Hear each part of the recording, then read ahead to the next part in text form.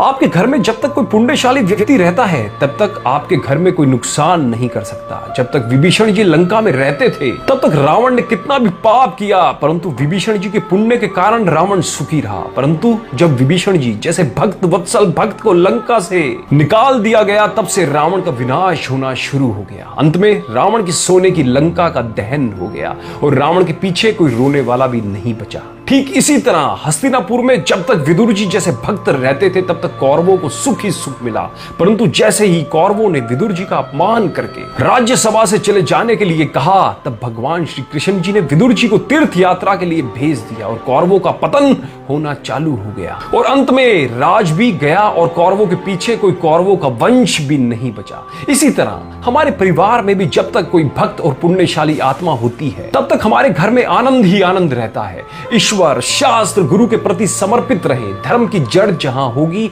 वहां अशुभ कर्म आने से डरेंगे। कभी किसी का अपमान मत करिए, क्योंकि अपमान का घाव कभी नहीं भरता। हो सकता है आज आप जिसका अपमान कर रहे हैं कल उसी के सामने आपको झुकना पड़े।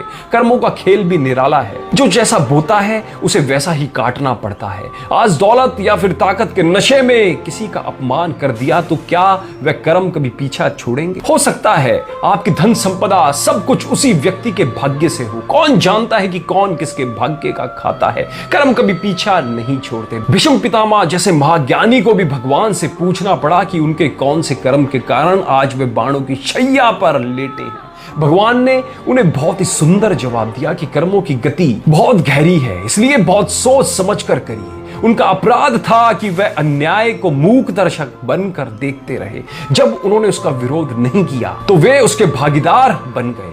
मानिए या फिर मत मानिए, कर्मों का हिसाब हर किसी को देना पड़ता है, चाहे वह आज का कर्म हो या फिर 1000 वर्ष पुराना कर्म हो। कर्म हमेशा वापस लौट कर आते हैं। रिश्ते नाते दोस्त परिजन सर्व कर्मों की बदौलत है। हम कर्मों से कभी भाग नहीं सकते। भगवान ने गीता में कहा है कि कर्मों की गति बड़ी गहन है। साधु हो या फिर संत सब इसके जाल में फंसे हुए हैं। स्वामी रामकृष्ण परमहंस माता के परम भगत थे, पर जब उन्हें गले का कैंसर हो गया तो उनके शिष्यों ने उनसे निवेदन किया कि आप माता से कहकर अपनी बीमारी दूर कर लीजिए। पर स्वामी जी ने जवाब दिया, यह मेरे कर्म है जो मुझे भोगने ही है। अगर इस जन्म में नहीं भोगे तो अगले जन्म में दुगने होकर मिलेंगे। जब तक उनका शरीर था तब तक उन्हें उस तकलीफ से गुजरना ही पड़ा। हमारे शरीर की हर पीड़ा के पीछे कहीं ना कहीं हमारे कर्म ही होते हैं। इसलिए ना ही कभी किसी का दिल दुखाएं और ना ही पीड़ा पहुंचाएं। कुछ लोगों को बैठे बैठे सब कुछ मिल जाता है तो कुछ लोगों को मेहनत के बाद भी कुछ नहीं मिलता। एक मजदूर दिन भर मेहनत करके 400-500 रुपए ही कमा पाता है, तो वहीं एक अमीर आदमी पलंग पर बैठे बैठे दिन भर में